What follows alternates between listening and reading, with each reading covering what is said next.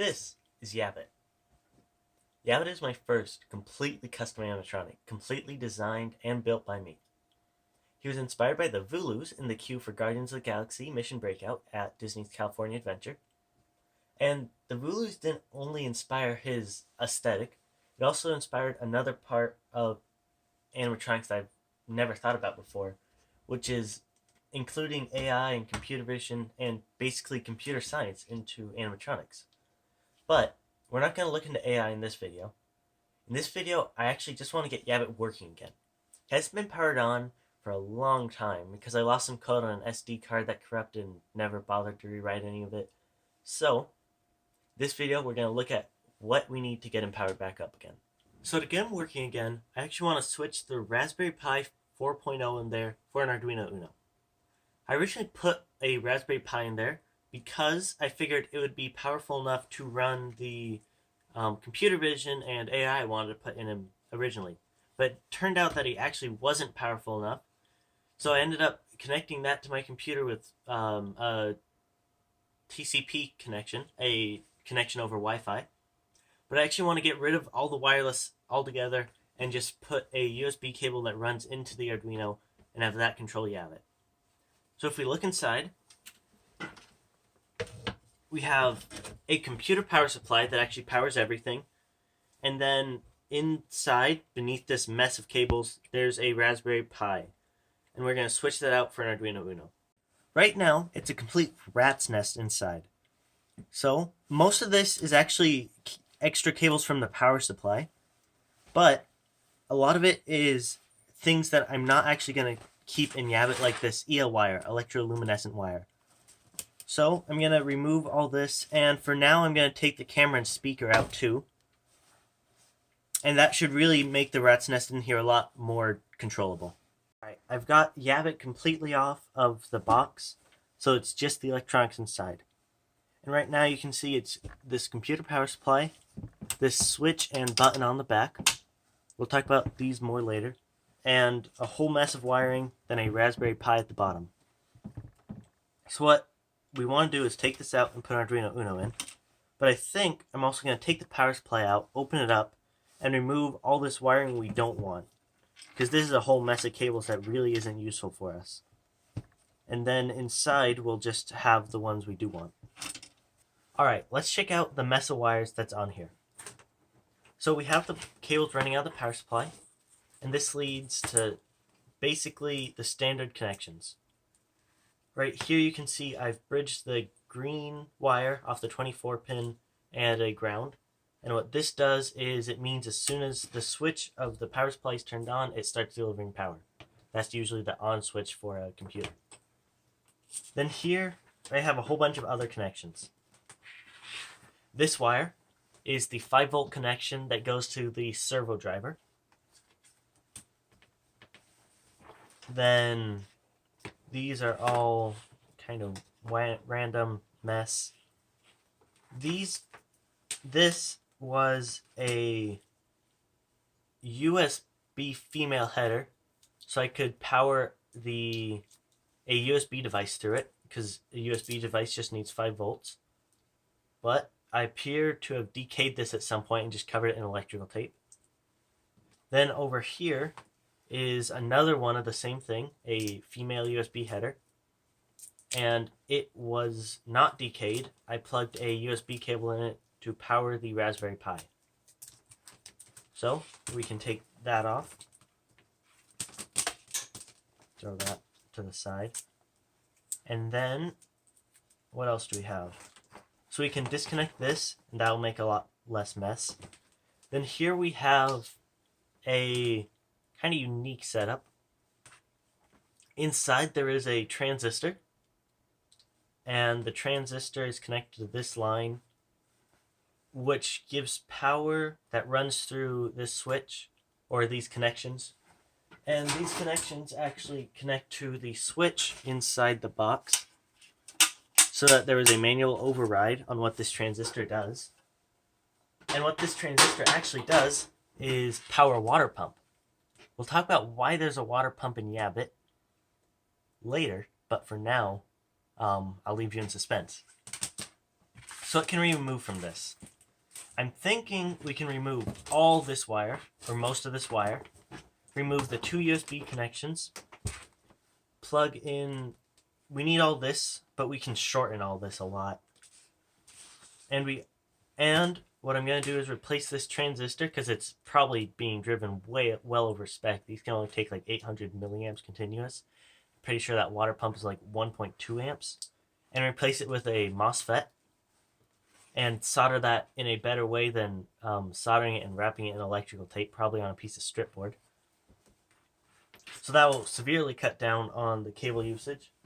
And then remember, we want to put in one of these Arduino Unos in place of the Raspberry Pi. And I'll 3D print a nice enclosure or little plate for that. Yeah, that'll be nice. Alright, I've got inside the power supply, and that thing is gross. Here, let me put on another light. It's nasty in there. You can see the dirt from miles away. Much, much better. You can actually tell what color the wires are. Let's get back to the time lapse.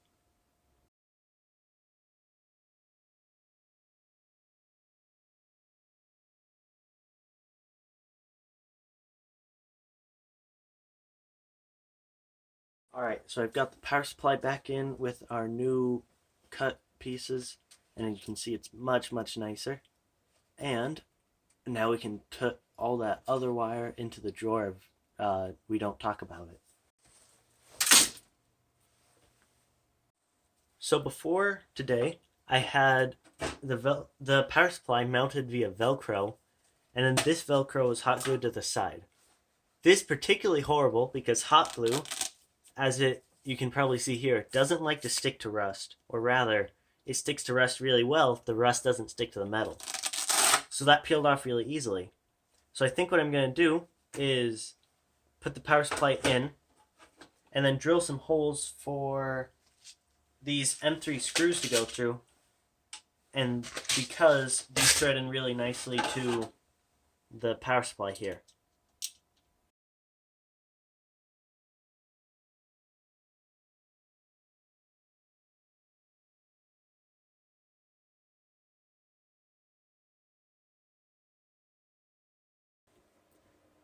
Alright, so I've gone ahead and reassembled Yaabit, and now we're ready to look at his functions. So to do this, I'm just using one of these Xbox controllers because I haven't programmed the joystick I built in a previous series. Go check that out. So, he has the ability to look side to side, and of course that the jerkiness all comes from me controlling it with a little thumbstick. And he can look up and down, and again, it'd be a lot smoother if I was using something more than a thumbstick. His ears can bend up and down, and each of those ears are individually actuated, so they have their own servos, but they're just tied together on the controller input. And the same thing with his wings. They move up and down, and they're individually actuated, they're just tied together. And then up at his eyes, he can blink. And my favorite feature of his body is there are RGB LEDs embedded into his eyes, which are actually just ping pong balls, which means we can make them light up any color we want. And if we want full bright white, they can turn on. And then if we want some ugly yellow or purple, that looks good. Of course, the camera's washing out the colors, but there's not much we can do about that. Then around the back, we have a almost fully actuated two-stage tail. If you're not sure what like a two-stage tail means, I'll have a video of that on the future where we'll talk about actually building Yaabit a new tail, because I want this one to go around front. But for now, you just need to know that it has more motion. So this one can move all around real nicely.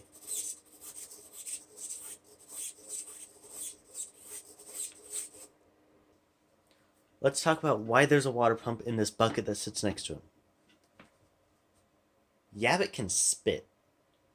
So the pump runs water through the hose, around the back of his head, and then through a nozzle in his nose. and that sprays out the water. And what I'm hoping to do is combine that with computer vision and have them able to aim at people's faces or in their general direction. All right, let's talk about Yaabit's construction. So down here at the bottom, it's just an old service box. The electronics are mounted inside and the power supply is mounted inside. Then Yaabit's actual frame is made of aluminum sheet cut off an old cookie sheet. And it's such kind of crude method because I built Yaabit before I had access to a 3D printer or even a drill press. So down here are 3 legs that hold up the main support platform, and on these legs are mounted the 3 servos that control his tail. And this is rather janky, don't judge too much, but that's held together with popsicle sticks too. And then we have the main sheet I cut out on top, and this holds the servos for the wings and the head. You can see the head is actuated by this servo pushed on a 4-bar linkage, a paper clip. It pushes on a paper clip up. And then in the back, there is my PWM driver board, which is a PCA 9685. And that controls the PWM to the LEDs up top in his eyes and the 10 servos that drive him. So the head was actually much harder to construct than the main frame. His head is built out of this chain link fence wire, rusty chain link fence wire, molded, bent around into circles and arcs, and then super glued together. Now on its own, that's really weak, and it was really hard to build. But once you get a layer of foam on top, hot glued to it, that makes it decently strong because the foam holds it all together. And then inside you can see the head rotate servo there. Then up there, these are the 2 servos that drive his ears. And then right here, you can see the servo that drives his eyelids. And back there, you can probably see the LEDs hot glued to the bottom of these ping pong balls. And the backs are painted black so that the light doesn't bleed into his head. His ears here are made of foam, and I'm going to have to make a skin out of them, probably sew a skin for the ears. And this actually wasn't the first version of the head I built. I originally had this version, which was a Cyclops, no blink mechanism, but still the 2 ears and the same spitting mechanism. And it had an RGB LED in there. The only reason I abandoned this is because I miswired the RGB LED in there at one point, and it blew up. And because I just had this little opening in the back, it was basically impossible to reach. So with this new design, I learned from that and made the entire back half of the head fall off. Speaking of that, let's talk about how I made the skin. So the skin that makes up the body is made of 2 pieces, and actually it was 2 paint cups that I then cut in half and cut the top and bottom off and hot glued them together. And then what happened on top of that was layers of foam to create this nice round shape, round body. And then on top of the foam went these layers of fabric that I think the fabric actually came from the material that wrapped a sofa, a brand new sofa. And then I painted that material with some white paint, even though it was already white, just to make it look crunchier. It basically feels like paper mache at this point. And then these 2 pieces go together with some Velcro so that it's very easy to take off and put back on, because a lot of repair goes into him, and it's a horrible idea to permanently attach your skin because you can't get in there to fix him. And what I would have done differently were I to remake this is, instead of using Velcro, use magnets to hold it together. And that way it won't have these big ugly straps coming out the back. It almost makes him look like he's wearing a straitjacket.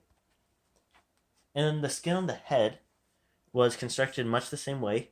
Layers of foam that were hot glued on, and then the fabric, and then the white paint. The only difference is it's permanently glued on in the front, then the back half is free floating, but held on with magnets to the metal wire that is constructed and that holds the back of the head on well enough. And then the eyelids, the tail, and the ears are eventually going to be made of a different material. This material is a same white material but stretchy. That way they can bend and comply to how the eyes move or the ears bend or the tail wags all around. And I'm not going to go into how the tail is built and works in this video. I'll have a future video on that. Alright, so in this video, we made Yaabit work again. We looked at everything he can do, how he's built, but most importantly, we looked at what we're going to do with him in the future. So to see what we actually do with him in the future, see if all my ideas work out, make sure to subscribe and hit the bell icon so you actually see when the videos come out. See you next time.